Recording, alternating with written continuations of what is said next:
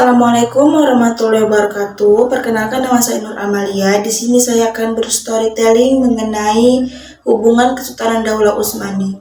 Nah, sebelum saya memasuki tema inti saya akan menceritakan sedikit sejarah Kesultanan Daulah Utsmani. Tahun 1299 terdapat seorang tokoh berdarah Turki yang bermimpi sebuah pohon besar tumbuh keluar dari tubuhnya dan bayangan pohon itu menutupi seluruh dunia. Tokoh ini bernama Osman Ghazi, anak dari Ertuğrul Ghazi, dan atas bantuan penerusnya mimpinya ini menjadi nyata, dan mereka berhasil membuat dinasti yang sangat besar dan sangat kuat. Di Anatolia saat ini, kota Ottoman atau Turki Utsmani sendiri berasal dari nama pendirinya, yaitu Osman Ghazi. Ia adalah pemimpin pertama yang bermimpi untuk membuat dinasti Turki Utsmani dan membawa ajaran agama Islam, serta menegakkan keadilan di seluruh dunia. Osman Ghazi dan anaknya mulai menguasai wilayah-wilayah di sekitarnya dan memperluas kekuasaannya sampai ke bagian barat wilayah kota Bursa. Dan pada akhirnya mereka pun berhasil menguasai kota Bursa pada tahun 1326. Kota Bursa pun menjadi pusat pemerintahan dinasti Turki Utsmani. Waktu itu dalam rangka menghentikan ekspansi bangsa Turki ke Eropa, terjadi peperangan Nikopolis pada tahun 1396. Namun, Turki Utsmani berhasil memenangkan perang besar itu, yang dikenal dengan peperangan sebagai perang salib terbesar di dunia. Saya mendengar ceramah dari Ustadz Abu Somad mengenai sejarah Turki Utsmani, di mana beliau mengatakan bahwa 92 tahun yang lalu, tepat pada tanggal 4 Maret, adalah hari pertama di mana Kesultanan Turki Utsmani yang tidak lagi dipimpin oleh seorang khalifah, karena pada hari sebelumnya, 3 Maret, disitulah dilucut segala kekuasaan khalifah Islamiyah. Maka dari itu, tanggal 4 lah menjadi bersejarah bagi umat Islam. 92 tahun yang lalu, umat Islam seperti anak ayam kehilangan induk, umat Islam seperti anak kehilangan ayah, tidak ada lagi tempat untuk mengadu. Nah, itu dia teman-teman sedikit sejarah mengenai Kesultanan Daulah Utsmani. Miris ya, ternyata 92 tahun yang lalu umat Islam digalakkan untuk mengikuti kiblat Eropa. Baiklah, di sini saya akan menceritakan sedikit yang saya ketahui mengenai negara mana aja sih yang ada kaitan hubungannya dengan Kesultanan Daulah Utsmani. Di sini saya mendapatkan informasi yang saya ketahui, bahwasanya Kesultanan Daulah Utsmani memiliki 3 hubungan dengan negara lain. Nah, yang pertama, hubungan Daulah Utsmani dengan Aceh. Pada tahun 1571, ketika dinasti Turki Utsmani menaklukkan Mesir dan menjadi negara yang menjaga keamanan kota Mekah dan Madinah, banyak negara-negara Islam di berbagai penjuru dunia membentuk kerjasama dengan dinasti Turki Utsmani. Salah satunya adalah negara Islam yang waktu itu memiliki hubungan yang sangat baik dengan dinasti Turki Utsmani adalah Kesultanan Islam Aceh Darussalam. Dan hingga saat ini bukti peninggalan sejarah masih terlihat berbicara tentang hubungan baik antara dinasti Turki Utsmani dengan Kesultanan Aceh Darussalam. Hubungan Aceh Darussalam dan dinasti Turki Utsmani waktu itu, Kesultanan Banda Aceh Darussalam merupakan salah satu negara Islam yang terkuat di dunia. Negara ini merupakan negara yang kuat dari segi ekonomi karena wilayah Aceh merupakan titik penting perdagangan dunia. Waktu itu Aceh juga merupakan negara yang kaya raya akan kemasyhurannya, tetapi datanglah penjajah Portugis yang ingin mencoba menguasai tanah Aceh Darussalam. Pada tahun 1566, Sultan Ali bin Alauddin yang waktu itu menjabat sebagai Sultan Aceh menyadari tidak akan bisa melawan penjajahan Portugis sendirian. Kemudian ia mengirim utusan bernama Hussein dengan membawa surat ke Istanbul untuk meminta bantuan kepada Kanonis Sultan Sulaiman.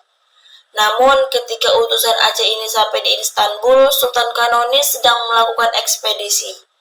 Waktu itu Sultan Kanonis berperang melawan kerajaan Habsburg Hongaria dan Kroasia. Setelah itu utusan Kesultanan Aceh menunggu cukup lama ekspedisi tersebut.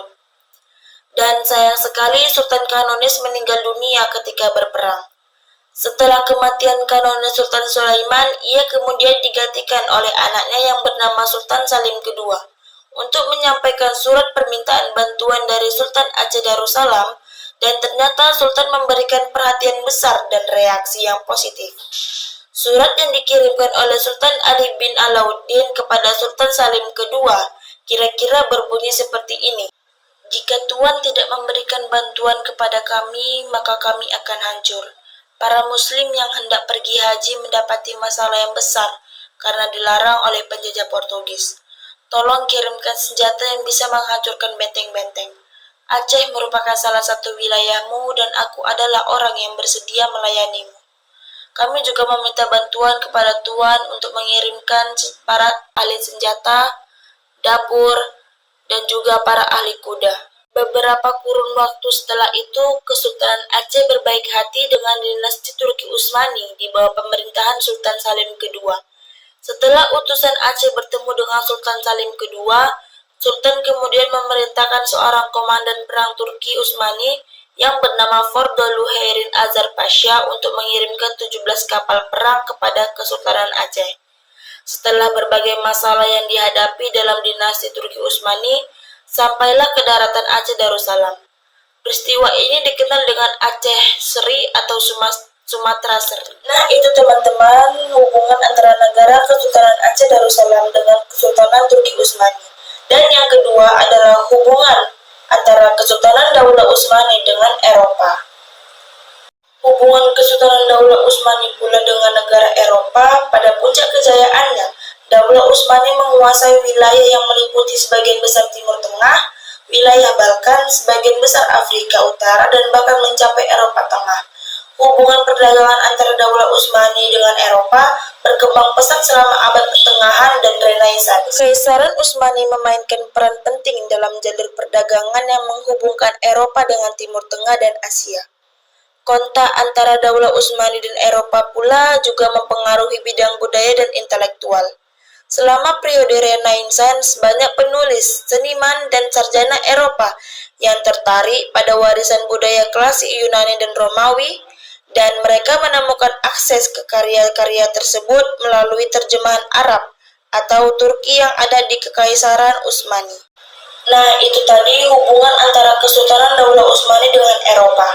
Yang ketiga, hubungan Kesultanan Daulah Utsmani dengan Maroko, di mana hubungan antara Kesultanan Utsmani dan Maroko relatif terbatas selama sejarahnya.